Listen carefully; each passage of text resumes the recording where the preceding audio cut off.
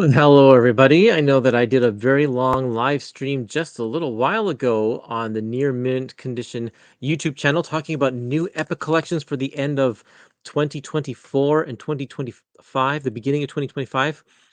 We talked about over 20 books, including classic epic collections and modern epic collections and reprints. Well, usually I have an after party where we kind of talk about those things, go into a little bit more detail and get some people on the show, but I don't have time for that today.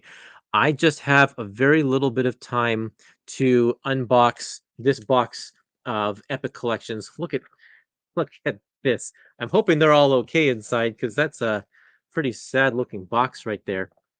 Um, but that's what we're going to do today. I don't, like I said, I don't have time to do the full after party today. Just a little bit right now. So we're going to do that together. For those of you who are around, and I never announce these live streams. They're always just, they just appear in your feed. And so for the few people who catch me live, welcome. I see James is here. Great to see you, James. If you are here, give me a little shout in the comments. Love to know who's watching. Um, I just realized now I forgot my knife, so gotta do it the hard way. Julian is here. Thank you very much. Gonna try and rip the tape off. I guess I could just pull this part of right? But do it this way. Oh, we're getting a lot of people here. This is great. Hi, Vision, Warren, Canary.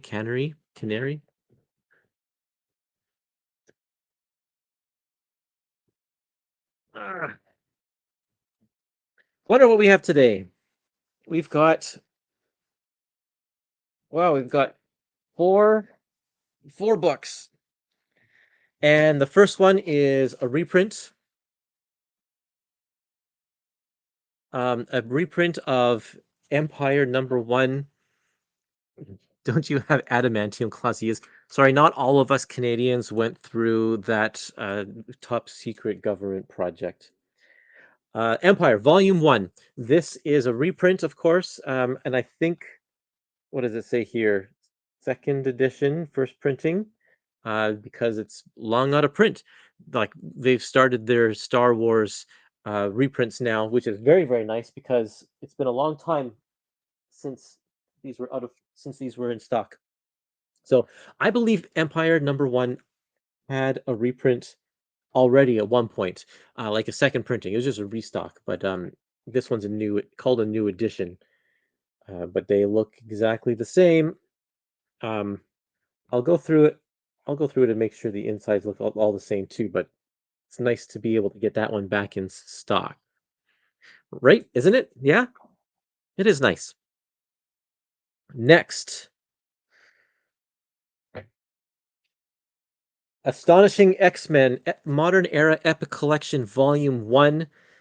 It's called Gifted because, of course, that's the main title of the main story arc. Do you remember Motion Comics? Astonishing X-Men was one of the stories that they adapted to Motion Comics way back in the day. There we go. That's the old Thin Trade Volume 2 cover on the back. This is collecting Astonishing X-Men 1 to 12, and it is definitely a thinner one because it's only got 12 issues. In fact, they've squished the logo on the top so it looks kind of like um, the Conan volumes, if you recall those. Let's see. By comparison, that's what we're looking at here. It's like almost half the size there. But that's, you know what? I don't know. They probably wanted to get the whole Joss Whedon and John Cassaday run in 2 volumes. It's too big for 1 volume, but that's where they want the clean break in the line. So in order to do that, they split it right down the middle. So we're going to get 2 thin volumes, and then after this, when they continue on with the post Joss Whedon issues, then maybe they'll go back to some thicker ones or whatever. I'm not sure, but I'll have a look inside here. small credits page. Some of these comics get a lot of credits pages because there are a lot of people working on the book, like that one. A lot more credits, 3 columns of it. But because they kept the same team for all 12 of these issues, and other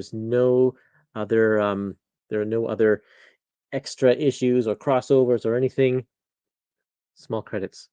Oh, we got the title here. Usually they've been printing the covers without the logo on the cover. See if they do that with all of them, or if that's just that one gets it too. Not bad. Now, careful what I show you because there's some spoilers in here because there's 2 story arcs. One is about the return of a character that had gone away for a while, and then the second one is the Danger Room gets kind of its a sentience of its own and comes to life. That's Danger right there. So yeah, pretty cool stuff. I had just pulled out my other tray just recently, the old version, because not going to need this ultimate collection anymore now that we can upgrade. So there you go. There, it looks exactly the same. Okay, so some of you say, does this compare size-wise to the Conan epics? Okay, let's have a look. Yeah. So this Conan one is actually a thick one. I'll put that one away so you can see, but it's pretty comparable to the Conan ones. Of course, the thinnest Conan one is this one right here, volume 2, so it's thicker than that one, that's for sure. But that's what we're looking at. We're looking at kind of that size. Um, but for those of you, this run, either people loved it or they hated it. I really enjoyed it when it first came out, and I haven't read it for a while, so I'll take another peek at it. I really liked John Cassidy's artwork back in this day. I thought he did a really, really nice job of laying out his comics and providing some realism, and it was just nice. Um, his style has evolved through the years, and I don't know if I'm so much of a fan of what he's been doing lately, but I really, really do enjoy this stuff here. I love Firefly. I love Firefly, so do I. But things said about Whedon just want good comics. Yeah, Whedon is under fire for some of the way he's treated some of the people in his life, and so yeah, you have to factor that in when you read his work for sure. Okay, there's a comment up there. It was Ryan says, "Quick question: Clone Saga started with Amazing Spider-Man Epic 27. Have you done the math and know what epic number it will end at?" They seem to be collecting the so the Clone Saga was printed previously in a series of trades called the Complete Epics, and I think I got some of those over here. These ones with the purple spines. There were 5 of these. So the complete Clone Saga will probably be reprinted in 5. So if they started with 27, it'll end with 33, right? 33? No, 32. And then after that, there were 6 Ben Riley complete epics. So I don't know if they're planning on reprinting all of those in full. Maybe they will, maybe they won't. Don't know. So you'll have to decide for yourself how, what the numbering you think will be, and we'll have to. Time will tell. Time will tell. Just popping in to say thanks for the great announcement show earlier today. Lots of good books to look forward to. Thank you very much, Collecting Memories. You can find that on Near Mint Conditions YouTube channel if you haven't already. So we were just talking about Astonishing X-Men. Ah, I always pull out so many books during these streams, and I have to refile them all um, after the show. Okay, put all those away here. Okay, what's next on the list here? It was definitely a kick the franchise needed at the time. Things had gotten more moribund. Um, yeah, it was it came after, so the franchise needed a couple of kicks right after like the Grant Morrison era was the first kick it needed, and then after Morrison left, it kind of went down a little bit, needed another kick. Okay, here's a Carnage epic collection. This one is volume 3. Can you believe it? Volume 3 of the Carnage epics, and it has Toxin on the back, not Carnage. Carnage goes cosmic. That has nothing to do with this. That's a reference to when he gets the when the Silver Surfer gets the Carnage symbiote. That's the first story in here, actually. It looks like, yeah. As you Spidey's celebrating because all of the heroes came back from the Heroes Reborn world, so he's not the only superhero in Manhattan anymore or in New York anymore. Um, let's see here. Curtis, you mentioned something about the Clone Saga epics, including something the Omnis don't have. I was going to get the Omnis, but I might actually go with the epics now. It's only like two backup stories in an issue of Spider-Man Unlimited. It's not much, so you have to weigh the odds there. It's like, I don't know, 16 pages. So your choice. And they're not even part of the main story. It's their backup stories. So you have to choose. Anyway, this one has Spider-Man 430, sorry, Amazing Spider-Man 430 to 431. That's the Carnage story. Peter Parker Spider-Man number 13.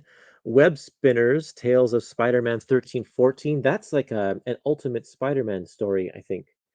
I mean, not Ultimate Spider-Man, Spider-Man Unlimited, or like a future story. You remember that show Spider-Man Unlimited? I think that's the costume, right? Yeah, pretty sure. And what else do we have in here? The Toxin. Oh yeah, Venom versus Carnage by Clayton Crane and Peter Milligan.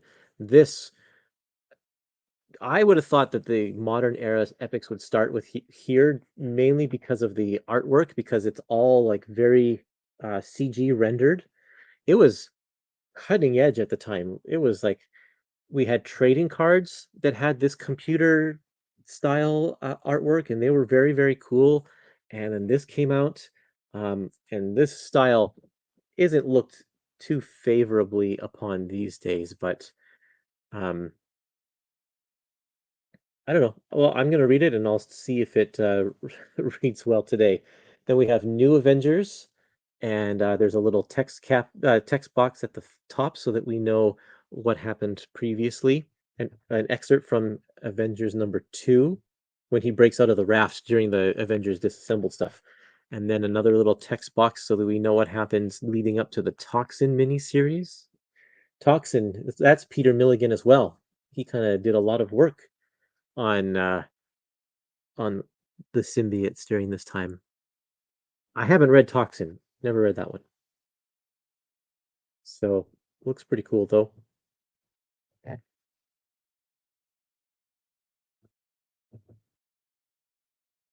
And then after Toxin is one of my favorite characters.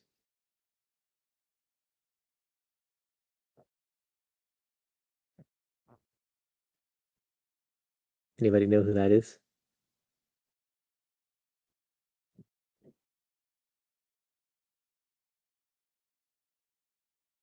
And then what is it?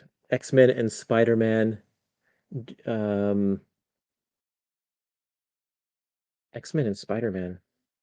X-Men Spider-Man number 3. That's cool. I've never even heard of this one. Looks kind of neat. Oh yeah, there you go. I was wondering if anyone was going to say Razor Fist. You may know Razor Fist from his appearance in the Shang-Chi movie, but I love his character just because he has no hands. He has swords instead of hands. He is in the classic Iron Fist issues. I think that's where he first appeared. Isn't it kind of cool? Kind of a cool look. I don't know anything about this because I've never even heard of this one before. But it's got X-Men and it's got Mr. Sinister. And then what if? There are not many what if issues collected in epics. So that's kind of cool that they have it here. What if Carnage, what is the story here? It's called The Greatest Sacrifice. Um the quality's not great on this one. The reprints are very And you probably can't tell from here. Very grainy, probably just a scan from a comic with minimal restoration. Oh, it's a continuation of the symbiote Silver Surfer story. There you go. That's cool. And as in the way of bonus features, we've got a couple of pinups, Mike Mignola, some original art by Joe Bennett from the Peter Parker issue, I think. Oh no, from the Web Spinners issue. And there's Mike Mignola original art as well. So there you go. That's your look inside the Carnage one. What bonus features do we have in Astonishing X-Men? I didn't look. Probably a lot of variant covers. Yep. Variants, alternate covers. This is the stuff. This is the same stuff that's in the Ultimate Edition. All of these covers. The director's cut, character sketches. I don't think this is anything new. Marvel Spotlight interview. Some original art. Actually, this original art might be new. I don't remember it being in that other edition, which I put on the floor under a big pile of books now. Okay, last one.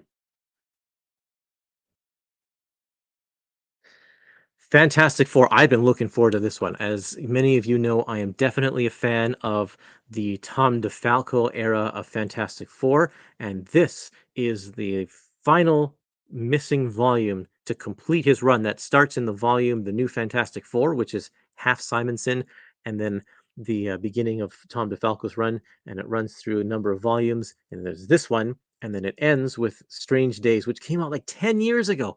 So we finally get to complete that.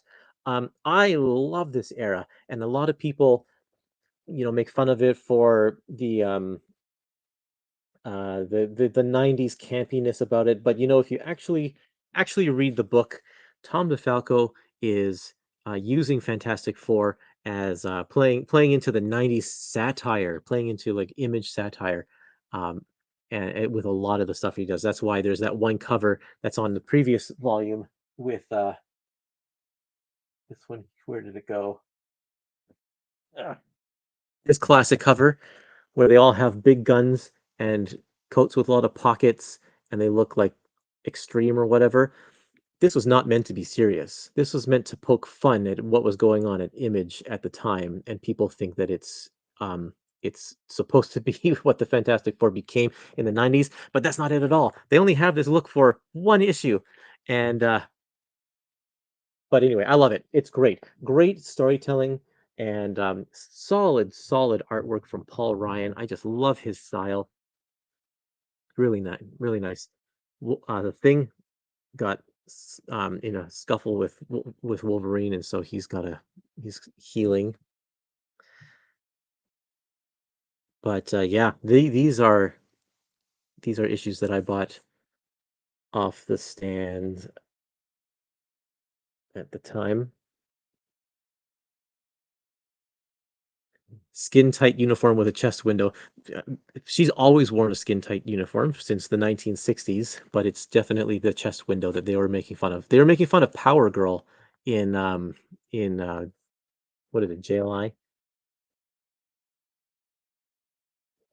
Very cool stuff. Does it have Ant-Man in it? Well, yes, it does. Ant-Man, Scott Lang's Ant-Man was a supporting cast during this era of Fantastic Four. See if I can find a picture of him. There he is right there, eating some pizza while monitoring the Fantastic Four computers. And let's see here. I respect that DeFalco and Ryan tried to tell new Fantastic Four stories and expand the mythos instead of just doing the Kirby riffs again, like it seemed a lot of folks did. They did some Kirby riffs also, but yeah, you're right. They did a lot of stuff. And Kristoff as Doom. Yes, he's another supporting cast. Um, Kristoff as Doctor Doom, because at this point, Reed Richards and Doctor Doom have been taken out of the picture. They're not around. And so that's why they filled the ranks with Ant-Man This happens all the time, right? They take out a member of the Fantastic Four to see, oh, there's Kristoff right there, to see how the team will function with one member missing, and then they, like in the '70s, they put in Power Man. He was on the team for a little while, and Medusa, and She-Hulk, of course, through the Byrne era. They like to switch things around. And oh, here's the cast of Fantastic Force with what was her name? Was it Huntress? Or Huntera. Huntress is from DC. And then Franklin Richards as a teenager, the Psy-Lord. And that guy, I don't remember his name. Um, and then there's one more person from Wakanda. But yeah, fun stuff. I really love these issues. So I'm so happy that I get to read them again. I mean, I have them all in the long box, don't get me wrong. It's just that comics in my long box stay there because it's a pain to take them in and out. What is this issue right here? One issue of Fantastic Force. This is another thing.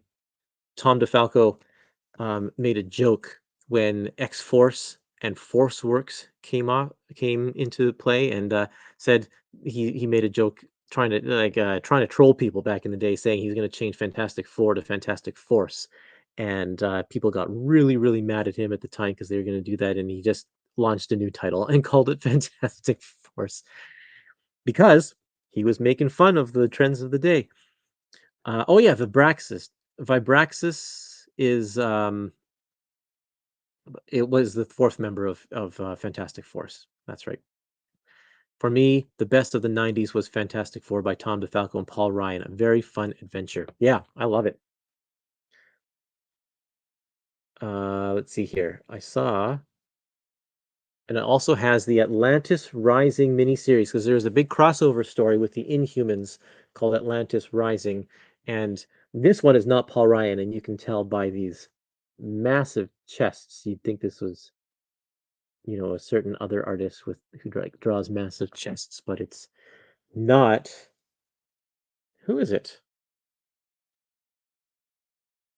A little bit of moire on some of these. Yeah, you probably can't tell, but there's moire issues in this where they don't reproduce the K tones in the black like they should. Okay, the front will tell me. Who is this? MC Wyman? Is that who it is? Could be. I think it is. This is the only part of the book I've never read. I've never read the Atlantis Rising series, so I am looking forward to reading that one there. What kind of bonus features do we have here, you say? Well, we have Atlantis Rising Collector's Preview, which is a full issue of just self-promotion for this new series. Lots of writing, articles about Fantastic Four, those toys. Man, remember when action figures looked like that?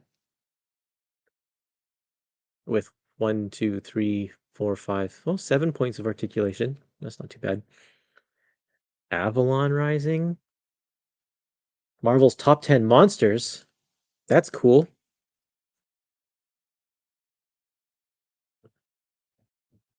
And then the little article on the animated series. Not bad, not bad. Some swimsuit special issues. Those are not swimsuits.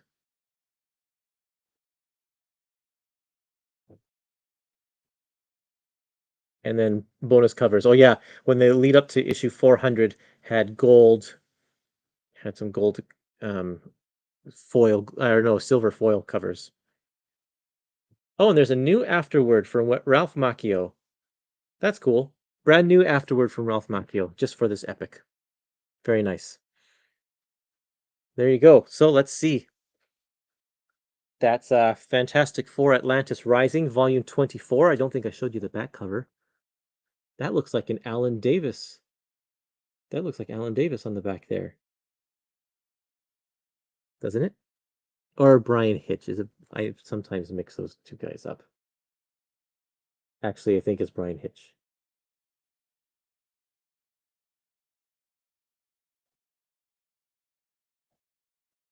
and Astonishing X-Men Modern Era Epic Collection Volume 1, and Carnage, The Monster Inside, Carnage Volume 3. So that's your look at 3 upcoming Epic collections. When are they coming, you say? Let's see. Carnage is coming March 19. March 19. They're all coming March 19. That's why I got them all together. There you go. Is there a Fantastic Force Epic collection coming up in the near future? I wish they could just do it in one. I think it lasted 18 issues or something like that. So they could do it all in one collection. There you go. Thanks. That's all I have time for today for a live stream. It was nice to chat with everybody. I'm glad that you were able to join me for the announcements. And if you don't know what was announced, check it out on our Facebook group, the Epic Collection Facebook group. I also posted all of them on Twitter, and you'll be able to see what books are coming out late 2024. Great. Well, thanks everybody. Appreciate all of you, and I hope you have a great rest of your day. See you later.